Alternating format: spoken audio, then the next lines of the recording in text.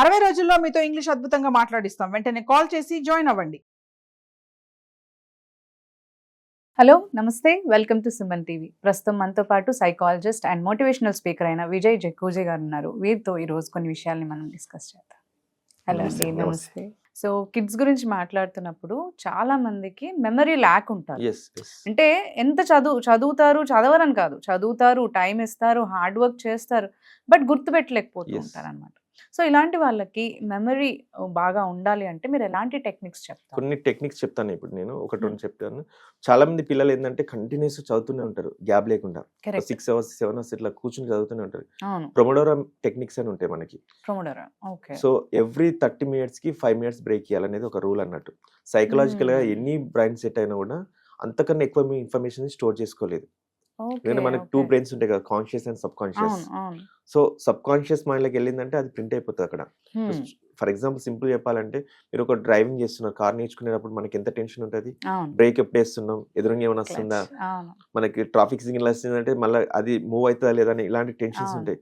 But over the period మీరు నేర్చుకున్న తర్వాత ఫోన్ లో మాట్లాడుకుంటూ ఇంటికి కూడా వెళ్ళిపోతారు. అసలు మీకు అసలు ఎక్కడ ఏ టర్నింగ్ వెళ్తున్నారో ఏందనేది మీకు అసలు ఫోకస్ ఉండదు. బట్ మీరు హ్యాపీగా ఇంటి దాకా వెళ్ళిపోతారు because of sub conscious mind లో స్టోర్ అయిపోతుంది. ఎందుకంటే మోర్ అండ్ మోర్ ప్రాక్టీస్ చేయడం వల్ల అన్నట్టు.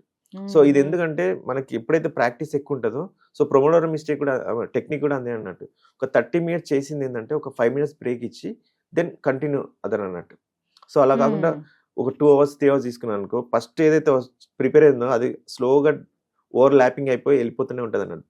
అలా కాకుండా ఒక 30 minutes ప్రిపేర్ అయింది, జస్ట్ మీరు ఎలా అర్థం చేసుకో అంటే పిల్లల పాయింట్ ఆఫ్ వ్యూలో వాళ్ళు ఏం అర్థం చేసుకున్నా వాళ్ళు పెన్ను పేపర్ పెట్టి రాయాలి కంపల్సరీ. అంటే ఇప్పుడు ఒక్కొక్కరికి ఒక స్టైల్లో అర్థం చేసుకుంటారు ఒక క్వశ్చన్ ని. కొందరు మ్యాథ్స్ ఇచ్చారు అనుకోండి, ఒక 10 step లో చేస్తారు, కొందరు 5 step లో చేస్తారు, కొందరు 2 step లో కూడా కంప్లీట్ చేస్తారు. సో అది పెన్ను పెట్టి రాసినప్పుడు ఏంటంటే మనకి అది ఎక్కువ గుర్తుంటది. సో ఈవెన్ చూడండి IPS IAS ఎగ్జామ్స్లలో ప్రతి ఒక్కరికి 10/10 క్వశ్చన్స్ వస్తాయి, బట్ టైం ఉండదు అక్కడ. సో ప్రాక్టీస్ అంటే మనకి ఈవెన్ కొందరు పిల్లలు ఇదే అంటారు, సఫర్ అవుతారు. 100/100 వచ్చే వాళ్ళు కూడా ఉంటారు, కానీ ఎగ్జామ్ లో మేము పెన్ను స్పీడ్ గా రాయలేకపోతే కొన్ని క్వశ్చన్స్ అటెంప్ట్ చేయలేమంటారు అన్నట్టు. సో ఇలా మనం ఇంట్లో కూడా ప్రాక్టీస్ చేసినప్పుడు ఏంటంటే వాళ్ళు ఈజీగా రాయగలుగుతారు. ఎగ్జామ్ లో కూడా questions with in the time లో హ్యాపీగా రాయగలుగుతారు. ఈ ప్రొమోడోర్ టెక్నిక్ ని ఎవరైతే ఫాలో అవుతారో వాళ్ళు టైం మేనేజ్మెంట్ ప్రాపర్ గా చేసుకోగలుగుతారు. ఇంకా 1 hour ప్రిపేర్ అయ్యి ఉంటే 17 minutes, ఈ 1 hour ప్రిపేర్ అయిన దాన్ని 17 minutes కంపల్సరీ రీకాల్ చేసుకోవాలి. అది రీకాల్ ఏంటంటే బై అంటే మనం గుర్తుపెట్టుకోవడం కానీ రిటర్న్ అనేది 100% బెస్ట్. ఇంకోటి ఏంటంటే చాంకింగ్ అంటారు, చాకింగ్ టెక్నిక్. ఇప్పుడు కొన్ని పెద్ద ప్రాబ్లమ్స్ ఉంటాయి, దాన్ని ఏంటంటే డివైడ్ చేసుకోవాలి మనం. ఒక్కరు ఏంటంటే ఫుల్ లెంత్ గా ఒక ఫర్ ఎగ్జాంపుల్ ఒక 2 pages ఉంది అనుకోండి, 2 pages రాస్తూనే ఉంటారు. అలా రాకుండా జస్ట్ బ్రేకింగ్ లాగా చేయాలి. ఇప్పుడు ఒక స్టోరీ ఉంది, అంటే ఫర్ ఎగ్జాంపుల్ సోషల్ స్టడీస్ తీసుకున్నాం, ఇది బెస్ట్ ఎగ్జాంపుల్ అవుతుంది. ఇప్పుడు మహమ్మదుల సామ్రాజ్యం ఎప్పుడు స్టార్ట్ అయిందంటే 1940s అని చెప్పి అప్ టు 18th వరకు వస్తారు. అంటే ఏ ఇయర్ అని మనం ఇప్పుడు యాక్రోనిమ్ అని చెప్పాను కదా, ఏ ఫర్ యాపిల్ అని, అట్లా ఇయర్ లో ఏ రాజు ఉన్నాడు, ఏ ఇయర్ లో ఏ రాజు ఉన్నాడు టెక్నిక్ పెట్టుకున్నాడు, తన గురించి కొంచెం ఎక్స్ప్లెనేషన్ ఇవ్వచ్చు. ఇప్పుడు ఎగ్జామ్స్ లలో ప్రతి teacher compulsory paper to paper రాయరు, హెడ్డింగ్స్ మాత్రమే చూస్తారు. సో ఆ హెడ్డింగ్స్, మెయిన్ హెడ్డింగ్స్ ఏవైతే గుర్తుపెట్టుకుంటారో పిల్లలకి ఈజీ అయిపోతుంది, అక్కడ వాళ్ళు ఎలాబరేట్ చేస్తే అయిపోతుంది. సో ఇయర్ గుర్తుపెట్టుకుని అక్కడ ఏ కింగ్ ఉన్నాడు ఆ టైంలో ఇలా పెట్టుకున్నారు అనుకోండి, బ్రేకింగ్ సిస్టమ్ అన్నట్టు. ఇలాంటి టెక్నిక్ చాలా మంది పిల్లలు యూజ్ చేయరు, ఒకటే లైన్ లో మొత్తం చదివేస్తుంటారు అన్నట్టు. ఇంకొకటి ఏంటంటే మెమరీ మ్యాపింగ్. మెమరీ మ్యాపింగ్ ఏంటంటే మనం ఇప్పుడు ఫర్ ఎగ్జాంపుల్ సుమన్ టీవీకే రావాలి, మీరు ఒక అడ్రస్ చెప్తారు, సికింద్రాబాద్ నుంచి వస్తుంది అనుకోండి, పంజగుట్ట వస్తుంది, బేగంపేట వస్తుంది, ఇట్లా ఒక ఆర్డర్లో చెప్తారు కదా. మీరు ఎగ్జామ్లో ప్రిపేర్ అయ్యేటప్పుడు కూడా ఒక అంటే ఎస్ఏలు కానీ రాయడం కానీ మెమరీ మ్యాచ్ చేసేటప్పుడు ఏంటంటే ఏ ఫార్ములా తర్వాత ఏ ఫార్ములా పెడితే మనకి ప్రాబ్లమ్ సొల్యూషన్ వస్తుంది అనేది వాళ్ళు టెక్నిక్స్ పెట్టుకోవాలన్నట్టు. ఇప్పుడు ఒక ఏ అంటే A+B² అన్నారు అనుకోండి, అక్కడ ఏ ఫార్ములా ఏతో స్టార్ట్ అవుతుంది, ఏని గుర్తుపెట్టుకోవాలి. ఇప్పుడు వేరే ఫార్ములాస్ ఉన్నాయి, ఇప్పుడు ఫర్ ఎగ్జాంపుల్ =MC², దేంతో స్టార్ట్ అవుతుంది, ఫస్ట్ స్టార్టింగ్ లెటర్ గుర్తుపెట్టుకుంటే నెక్స్ట్ అనేది ఆటోమేటిక్ గా గుర్తొస్తుంది వాళ్ళది. సో టోటల్ ఫార్ములాని గుర్తుపెట్టుకుంది ఏదంటే స్టార్టింగ్ లెటర్స్ ఏదైతే గుర్తుపెట్టుకున్నారు అనుకోండి, వాళ్ళు ఈజీగా రీకాల్ చేసుకోగలుగుతారు. అలాగంటే బట్టి మైండ్ లాగా మొత్తం ఇప్పుడు ఉన్న పిల్లలకి ఏంటంటే టెక్నిక్స్ నేర్పించట్లేదు. ఇప్పుడు చూడండి చాలా వరకు మనకు ఎగ్జామ్స్ లలో ఇంటర్మీడియట్ బోర్డులో ఇప్పుడు చాలా మందికి చూస్తుంటాం, బ్లూ ప్రింట్ ప్రకారం పేపర్ రాలేదని అవును గొడవ చేస్తుంటారు. ఇప్పుడు అవును. ఓవరాల్ గా మీరు సబ్జెక్ట్ నేర్చుకున్నప్పుడు ఎలా ఏ వస్తాయి క్వశ్చన్ ఏంటి? ఇచ్చినా కూడా రాస్తారు కదా. అవును, అవును. కానీ పిల్లలకి ఏంటంటే ఈ క్వశ్చన్ వస్తే ఇది మాత్రమే రాయాలి, అవుట్ ఆఫ్ ద బాక్స్ ఇస్తే ఆలోచించే వాళ్ళ- శక్తి లేదు. ఎందుకు ఆ క్వశ్చన్ కి ఆన్సర్ మాత్రమే చదువుతున్నారు, అవును, అవును. దాన్ని వేరే దగ్గర అప్లికేబుల్ చేయలేదు. సో ఏ పిల్లలైతే ఒక ఫార్ములాని డిఫరెంట్ కేసెస్లలో అప్లికేబుల్ చేస్తారో వాళ్ళు ఈజీగా రాయగలుగుతారు. ఒక ఫార్ములాని ఇప్పుడు A+B² ని నేను ఇంకా మిగతా మ్యాథ్స్ లో కాకుండా వేరే సబ్జెక్టులు ఎలా చేసుకోవచ్చు, దీన్ని ఉమ్, ఉమ్. అలా కూడా ఇంప్లిమెంట్ చేసుకోవచ్చు. అంటే Hmm. క్రియేటివిటీ పెరుగుతుంది పిల్లలకి.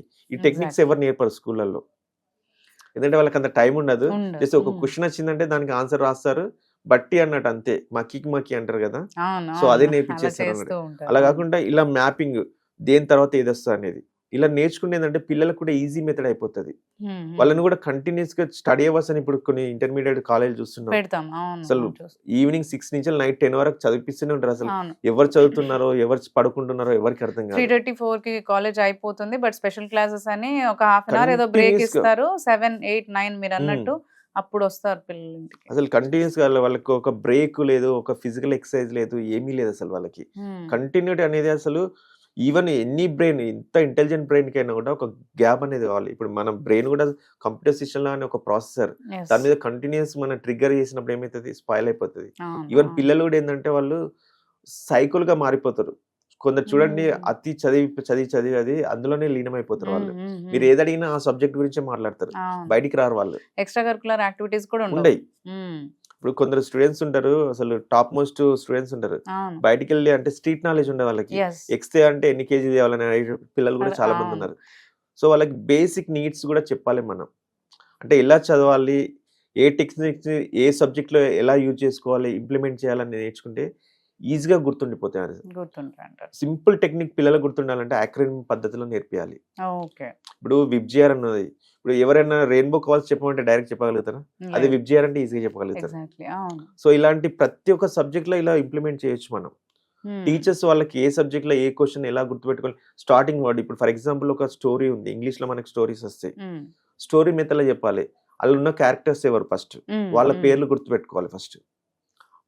ఎందుకంటే ఒక 6-7 క్యారెక్టర్స్ ఉంటాయి, అంతకన్నా ఎక్కువ ఉంటాయి. అవును, సో ఆ అవును. క్యారెక్టర్స్ గుర్తుపెట్టుకుంటే స్టోరీని ఎలాబరేట్ సరిపోతుంది. చేసుకోవచ్చు. అవును. సో అలా కాకుండా ఏంటంటే వాళ్ళు మొత్తం స్టోరీ అంతా నరేట్ చేస్తారు, ఉమ్, వాళ్ళకి అర్థం కాదు. ఈ క్యారెక్టర్ ఈ వర్క్ చేస్తాడు, ఈ క్యారెక్టర్ ఈ టైంలో వస్తాడు, ఈ క్యారెక్టర్ తర్వాత వస్తారని వాళ్ళకి ఆ మెథడ్లో చెప్పారనుకోండి, ఒక డయాగ్రామ్ లాగా అన్నట్టు మ్యాపింగ్. మనం ఇప్పుడు ఫర్ ఎగ్జాంపుల్ సికింద్రాబాద్ నుంచి వెళ్ళి మనం సుమన్ టీవీకి రావాలంటే ఏ డైరెక్షన్ లో వస్తాయి అనేది చూపించినట్టు ఉమ్, ఒక ఉమ్. స్టోరీని ఏ డైరెక్షన్ లో వెళ్తుంది, ఇప్పుడు రాజు క్యారెక్టర్ తర్వాత రాణి వస్తుంది, రాణి తర్వాత మంత్రి, ఇలా చెప్పినట్టు sequence. అనుకోండి. ఆ సీక్వెన్స్ పద్ధతిలో వెళ్తే వాళ్ళకి ఈజీగా రాయగలుగుతారు ఎగ్జామ్స్ లలో. ఈ Exactly. టెక్నిక్స్ కంపల్సరీ యూజ్ చేయాలి పిల్లలకి. ఓకే, యాజ్ ఎ టీచర్ కానీ పేరెంట్ గా చెప్పిన అనుకోండి, డెఫినెట్లీ సక్సెస్ అవుతారు. ఓకే. ఈ టెక్నిక్స్ అయితే ఫాలో అయితే మెమరీ అనేది మనకి Improve ఇంప్రూవ్ అయితే, చేసుకోవడానికి sure. చాలా బాగుంటుందంట. Yeah, thank you. Thank you. Thank you.